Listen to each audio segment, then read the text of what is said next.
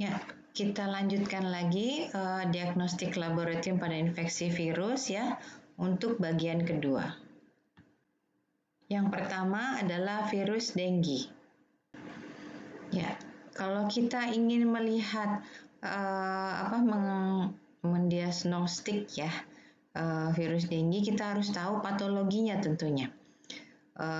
Kapan infeksi akutnya, kapan nanti dia akan muncul IgG dan IgM-nya, berapa hari dan seterusnya. Ini contoh salah satu contohnya aja. Kita kalau nanti kalian sebagai dokter ingin mendiagnostik betul apa tidak, kita harus memilih diagnostiknya macam apa gitu yang harus kita lakukan. Nah, ini dari lajur pertama dia temperatur tubuh ya. Temperatur tubuhnya itu dia pada sampai hari 1 sampai 3 hari itu dia 40 derajat ya, tinggi ya. Nah, ini lagi akutnya nih, lagi akut. Nah, apa yang harus kita tes laboratoriumnya, diagnostiknya? Nah, untuk awal hematokrit ini tidak akan naik ya. Jadi hematokritnya dia rendah dan setelah 3 sampai 6 hari itu hematokritnya baru akan meningkat. Kemudian serologinya apa yang harus kita cek? Berarti serologinya IgG kah, IgM kah, yang mana gitu ya? Gitu. Nah, IgG, IgM itu belum muncul pada 1 sampai 3 hari. Jadi kalau kalian sebagai dokter jangan tes itu. Apa yang harus kalian cek adalah virusnya berarti. Karena itu sedang terjadi viremia. Jadi virus itu lagi membelah dalam jumlah banyak gitu ya. Maksudnya replikasi di sel sehingga sel itu dia mulai mengeluarkan pertahanan tubuhnya dengan menaikkan suhu tubuhnya. Yang paling mudah untuk dicek adalah virusnya tentunya, yang paling sensitif maksudnya. Setelah 3 hari barulah nanti IgM dia akan meningkat. Nah, baru kita bisa mengecek. Jadi kita harus tahu kapan nih mulai panasnya. Bisa pasien datang itu kapan. Dan kita harus tahu kira-kira kalau baru 1-3 hari berarti dia belum kelihatan nih ya. Jangan cek IgM, IgG. Apalagi IgG ya, IgM aja mungkin nggak kelihatan, tapi sangat tipis gitu ya, belum bisa terlihat. Nah, ini ya, ini bagannya. Jadi hari 1 sampai 3 hari ini apa yang harus kita cek? Kalau misalnya IgM atau IgG-nya belum kelihatan, kita harus cek virusnya kan. Bagi apa yang harus kita cek? Nah, yang biasa dicek adalah NS1 gitu ya. Itu kita bisa cek pakai apa? Pakai ELISA atau rapid test tadi yang antibody ya. Itu NS1 itu apa? Itu adalah singkatan dari non-structural 1. Jadi bagian dari virus ya yang dimiliki oleh virus itu dia bisa dicek kita dengan antibody. Prinsipnya dengan antibody spesifik ya. Nah, antibody spesifik itu kita bisa pakai ELISA, bisa pakai immunohistochemistry, bisa pakai immunofluorescence, apa saja gitu ya yang kompatibel dengan pokoknya dengan menggunakan antibody spesifik. Bisa juga kita cek dengan RT-PCR. Jadi apa yang kita cek nih? Genomnya berartinya genom dari virus dengue itu. Kita isolasi, kemudian kita cek RT-PCR yang tadi sudah saya jelaskan. Terus CT-nya berapa? Kita bisa tahu semakin kecil CT-nya berarti dia jumlah virusnya di dalam tubuh pasien itu semakin banyak. Ya, ini gambar di kiri ini gambar itu ya test pack ya, tesnya untuk pemeriksaan serologi IgG IgM. Nah, ini bagusnya sih memang di atas hari ke-3 ya, hari ke-4 ke atas gitu ya, mungkin dia udah mulai terlihat gitu. Nah, kalau misalnya gambar sebelah kanan ini kita menggandakan yang tadi disebutkan ya bahwa NS1 itu apa sih NS1 itu? Nah, ini NS1 adalah bagian dari ini ya, dari virus dengue itu. Nah, itu yang dideteksi oleh antibodi. Bisa juga kita cek tadi genomnya ya. Genomnya kita menggunakan real time PCR yang cepat ataupun juga PCR. Nah, kalau PCR dia bentuknya nih seperti band-band seperti ini. Gitu. Dengan menggunakan elektroforesis tapi tidak secara kuantitatif. Dia hanya menunjukkan ada atau tidak. Kalau real time PCR itu dia menyebutkan sampai jumlahnya, berapa sih jumlahnya dari virus yang ada di dalam tubuh si pasien, satunya seperti itu. Sehingga nanti bisa kita terapinya seperti apa. Ya, kita beranjak ke virus hepatitis. Virus hepatitis itu ada 5 ya tipenya, ada A, B, C, D, E. Nah, virus hepatitis ini ada dia dari berbagai ini ya, berbagai famili gitu ya. Contohnya aja sini virus hepatitis A itu dari Picorna viridae, B dari Hepatna viridae, C dari Flaviviridae. Kemudian yang D ini dia masih belum jelas dia masuk dalam famili mana. Kalau E itu Caliciviridae. Nah, jadi berbeda-beda. Tetapi yang jelas yang sama adalah virus hepatitis adalah virus yang menginfeksi hepar ya. Yang common yang sering kali menginfeksi di Indonesia adalah virus hepatitis B ya. Hepatitis B. Kemudian yang bersifat bisa untuk sirosis ini adalah virus A dan hepatitis A dan hepatitis B ya. Nah, ini yang paling sangat dan juga C. Nah, maaf. Ya, C. Nah, ini sangat perlu diwaspadai. Kita masuk ke hepatitis A.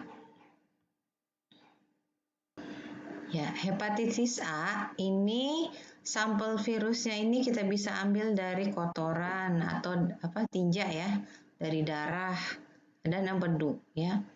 Kita bisa cek dengan ELISA. Nah, atau tes biokimia juga ya, alanin aminotransferase ini menunjukkan fungsi hati ya. ALT, bilirubin, kemudian protein-protein tertentu yang menunjukkan fungsi dari protein. Diagnosisnya kita bisa pakai real time PCR gitu. Ataupun bisa juga kita kalau memang ada untuk penelitian ya kita bisa lihat pakai elektron mikroskop ya. Jadi pakai elektron mikroskop tetapi ditambah dengan imun. Jadi antibodi yang sudah diwarnai. Jadi bisa terlihat lebih jelas. Nah, ini hepatitis A, ini adalah waktu infeksinya ya. IgM itu dia naik mulai dari waktu 4 sampai 6 hari ya. Kemudian mulai menurun, sedangkan setelah itu disusul oleh IgG gitu. Nah, kalau pada fase-fase yang awal 0 sampai 4 hari itu berarti kita harus mengecek apa yang akan kita bisa lihat adalah viremianya. Jadi virusnya dulu. Berarti bagian-bagian dari virusnya yang ingin kita cek itu kita pakai jangan mencek IgG-IgM karena memang dia belum timbul. Jadi kita mengecek tes yang spesifik untuk adanya virus hepatitis A. Beranjak ke hepatitis B. Ya, ini HBsAg ya. Jadi ini hepatitis yang paling sering ya, harus kalian tahu ini.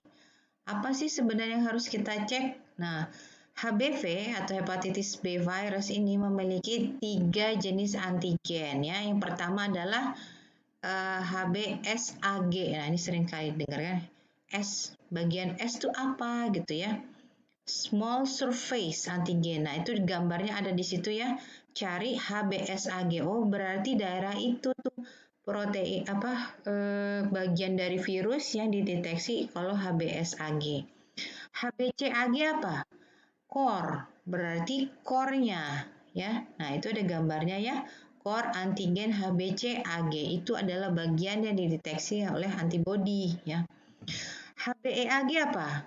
Envelope, E-nya envelope. Nah, bagian envelope berarti yang dideteksi kalau kita mencek HBeAg. Ya, itu jadi harus tahu ya. Ini nanti ditanya dokter HBsAg apa dok? Apa HBeAg? Nah, kita harus tahu kapan dan juga mana yang lebih spesifik gitu ya untuk pemeriksaan hepatitis B. Nah, ini ya jadi diagnostiknya itu yang pertama fungsi-fungsi hati tentunya ya. Setelah itu pemeriksaan histologi bisa kalau memang kita bisa mendapatkan jaringannya. Lalu juga kita bisa cek viremianya dengan PCR gitu ya. Atau dengan real time PCR. Nah, ini untuk hepatitis B, kita bisa lihat apa yang harus kita cek ya kalau pada awal-awal infeksi. Contohnya ini ya fungsi hati masih ALT dan sebagainya itu ya, itu pasti menurun. Lalu apa yang akan harus kita cek? HBeAg kah, HBsAg kah, atau apa? Jadi yang pertama adalah HBsAg. Jadi itu yang paling sering kita cek dulu HBsAg. Kalau kita mau lebih spesifik lagi ya HBeAg gitu bisa. Nah, kemudian setelah itu setelah HBs apalagi yang kita mau cek? Misalnya sudah sampai tahap kita mau lebih konfirmasi lagi gitu ya. Apa yang harus kita cek? Nah, setelah minggu ke-12 ini udah mulai timbul tuh anti HBcAg, anti maksudnya antibodi terhadap HBcAg itu ya. Gitu. Seperti itu. Jadi antibodinya udah mulai timbul, nah itu kita bisa lihat. Tapi biasanya untuk awal-awal ya kita mengecek HBsAg-nya aja. Nah, bagaimana interpretasinya ya? Nah, ini contohnya. Kalau ini nih sebagai dokter kalian harus perlu tahu ya untuk infeksi HBV ya. Misalnya contohnya ini kita cek HBsAg-nya positif, HBeAg-nya positif ya untuk lajur pertama. Lalu anti HBC-nya dia IgM ya. Anti HBS-nya negatif, anti HBe-nya negatif. Berarti interpretasinya apa? Dia adalah infeksi akut gitu ya. Seperti itu. Nah, kalau misalnya ini pada lajur ketiga, coba dilihat. Jadi, HBsAg-nya positif, HBeAg-nya negatif, kemudian anti HBC-nya IgG, ya, anti HBS-nya negatif, anti HBe-nya bisa positif, bisa negatif, berarti dia apa? Berarti dia udah timbul IgG di sini ya. Berarti dia termasuk udah late atau kronik ya, udah kronis nih HBV-nya. Gitu. Tapi dia infeksinya rendah gitu ya. Kenapa? Karena HBeAg-nya dia negatif gitu. Kalau dia infeksinya tinggi, HBeAg-nya dia positif gitu. Dia akan terlihat gitu HBeAg-nya karena saking banyaknya infeksinya envelope-nya itu yang tidak terlalu sensitif untuk bisa dilihat, dia terlihat sampai terlihat. Nah, gitu. Jadi untuk membedakan high sama low-nya. Nah, ini kalian harus pahami sebagai dokter nanti harus bisa menganalisa dia termasuk akut atau late, kronik ya. Nanti terapinya apa gitu ya. Nah, kalau misalnya akibat vaksin, kita bisa lihat nih di bawah. Kan kalau ada vaksinasi ya, sudah divaksinasi, kita cek ini, lihat yang lajur yang paling bawah. HBsAg-nya negatif, HbEAg-nya negatif, anti-HbC-nya negatif, anti-HbS ya, habis itu surface ya, positif, anti-HbE-nya negatif. Nah, ini jadi ada imunitas terhadap surface ya, antigen surface maksudnya. Karena antibody terhadap antigen surface-nya, sehingga karena kebanyakan vaksin HBV itu dibuat berdasarkan surface, karena surface itu adalah yang biasanya daerah yang paling banyak ya membentuk hepatitis B. Makanya dia sangat sensitif kalau kita tes pakai HBsAg, karena emang daerah yang menyusun partikel dari hepatitis itu paling banyak adalah surface seperti itu. Oke, kita beranjak ke hepatitis C ya, contohnya ini. Nah, kalau hepatitis C apa yang kita cek? Nah, ini sama kurang lebih ya, fungsi hati. Fungsi hati terlihat pasti dia itu ya. Kemudian ALT nih ya, ALT-nya dia meningkat. Anti HCV-nya baru meningkat setelah hari keempat. Nah, setelah itu berarti yang untuk awal-awal berarti kita harus mengeceknya dengan viremianya. Atau mungkin dengan real time PCR yang khusus spesifik untuk hepatitis C gitu. Ya, ini ya. Jadi antibodi HCV digunakan diagnosis infeksi hepatitis C ya. Maaf, itu tadi bukan hari ya, minggu ya, maaf ya. Jadi paling sedikit dia 4 minggu baru bisa terlihat. Jadi kalau bisa baru awal-awal dia tidak terlihat. Kemudian testingnya tadi ya bisa yang untuk RNA-nya bisa PCR atau real time PCR untuk mendiagnosis infeksi yang akut ya, untuk mendeteksi virusnya ya yang secara lebih spesifik gitu, di bawah 4 minggu. Sehingga nanti kita bisa memberikan terapi apa yang harus diberikan kalau pada infeksi akut gitu. Ya, beranjak ke hepatitis D ya. Ya, ini diagnosisnya jadi antigen delta itu bisa cek ya, juga dengan antibody ya, bisa juga dengan ELISA atau imunofluoresensi. Pokoknya basically dites dengan antibody spesifik ya. Kemudian kalau dengan serologi dia baru muncul 2-3 minggu. Jadi untuk di bawah itu ya jangan menggunakan tes serologi IgM atau IgG apalagi ya, seperti itu. Ya, ini tipikal serologinya adalah seperti ini ya untuk hepatitis D. Hepatitis D ini biasanya koinfeksi sama hepatitis B. Jadi kalau memang kita curiga ada D, ya kita biasanya juga harus curiga ada hepatitis B juga. Nah, ini sama kurang lebih ya timingnya. Jadi dia itu HBsAg-nya dia muncul dulu.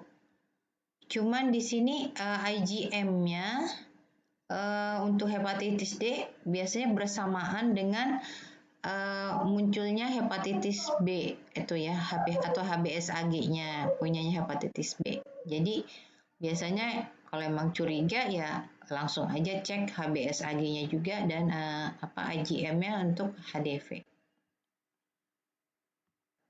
Oke, beranjak ke hepatitis E. Nah, hepatitis E, kalau hepatitis E itu dia baru meningkat setelah hari kedua ya. Hari kedua itu dia mulai meningkat. ALT-nya, kemudian IgG, IgM ya. Jadi sebelum itu ya tentunya hanya viremia aja. Setelah 2 hari kita sudah bisa melihat dengan tes serologi.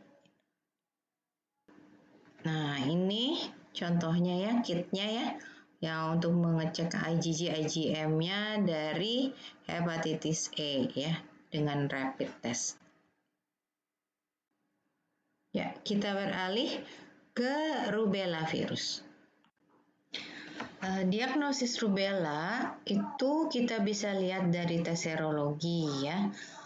Nah, tes serologi ada juga kita bisa melihat dengan aviditasnya untuk menentukan apakah dia itu infeksi yang akut atau infeksinya sudah beberapa lama, itu kita bisa dengan IgG aviditas. Ya, ini pemeriksaan rubella biasanya dilakukan pada wanita hamil ya, yang rentan ya. Nah, ini screeningnya kalau uji serologis antibodi positif IgG-nya itu sudah positif, ya dia sudah dianggap kebal ya, jadi IgG ya, IgG. Nah, kalau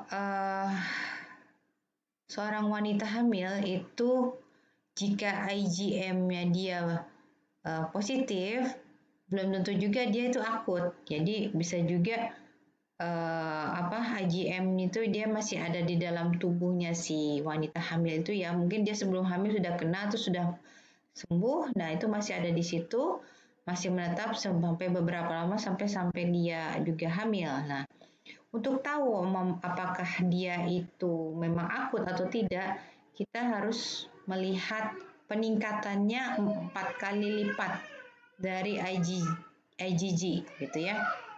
Jadi dengan itu kita bisa menentukan apakah itu fase akut atau tidak.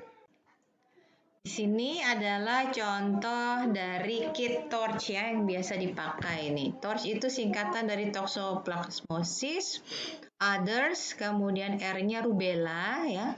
Ada cytomegalovirus C-nya, dan H-nya adalah herpes simplex. Nah, ini biasa dipakai untuk tes kehamilan ya, atau persiapan untuk kehamilan.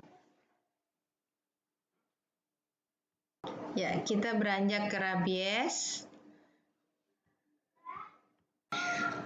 Rabies kita bisa cek dengan PCR ya, ataupun dengan serologi ya, indirect fluorescence assay. Ini bisa kita cek jadi keberadaan dari virus rabiesnya di dalam sel darah. Selanjutnya adalah coronavirus. Ya, seperti yang kita ketahui ya, kalau pada COVID ya, maksudnya COVID ya, COVID.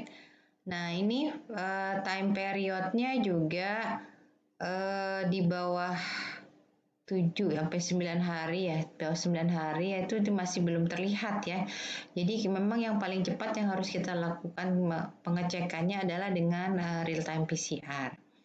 Nah, bisa juga kita cek dengan ini ya rapid, tapi rapidnya untuk mengecek keberadaan virusnya tentunya, bukan keberadaan antibodinya gitu ya. Nah, setelah dari 9 hari itu baru nanti akan terlihat, baru mulai naik gitu ya IgG dan IgM-nya, sehingga kita baru bisa mengecek antibodi terhadap COVID-nya gitu.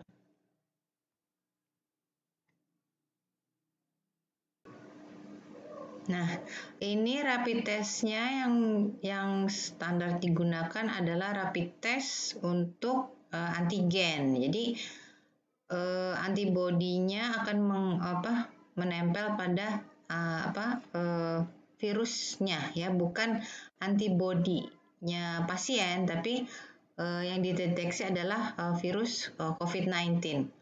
Itu yang sekarang dilakukan di banyak rumah sakit ya, karena ini cepat dan juga tidak terlalu lama ya menunggunya ya, sehingga kita bisa tahu. Tetapi kadangkala tidak terlalu spesifik juga, jadi memang harus dikonfirmasi lagi. Yang paling bagus memang dengan real time PCR ya, tapi real time PCR itu biasanya menunggu kurang lebih sekitar 1 sampai 3 hari ya, 1 sampai 3 hari untuk pengerjaannya gitu. Nah, pengambilan sampelnya itu kalau untuk COVID-19 ya diambil dari nasofaring ya, jadi dimasukkan dari hidung gitu ya. Dari itu, nah itu diusap usapannya. Kemudian juga dari mulut juga dibuka ya, dan kemudian ditekak ini ya, diambil. Nah itu lalu di PCR, baik bisa di PCR, bisa juga dengan rapid test yang tadi ya, rapid test antigen yang lebih cepat. Ya, nah ini tes RT-PCR ya, yang dilakukan tadi sudah diambil nasofaring. Tahapannya yaitu setelah itu di ekstraksi ya RNA-nya itu ya dari secairan nasofaring itu, kemudian diverifikasi RNA-nya dibuat menjadi komplementarisi DNA, baru dilakukan proses real time PCR kuantitatif ya PCR itu ya. Nah, tes resultnya seperti tadi ya, kalau memang ada virusnya, dia akan membentuk kurva logaritmik. Kalau tidak ada, ya berarti tidak ada kurva logaritmiknya. Semakin cepat kurvanya itu timbul, berarti dia punya jumlah virusnya semakin banyak, gitu ya. Tadi sudah dijelaskan. Jadi kalau CT-nya tadi berapa? 18 contohnya dibandingkan CT yang 25 berarti lebih banyak virusnya itu yang CT-nya 18 seperti itu. Ya, mungkin itu yang Ibu bisa sampaikan. Ini referensinya silahkan dibaca, silahkan juga dibaca dari buku-buku lainnya. Kita bertemu lagi di kuliah ya. Terima kasih.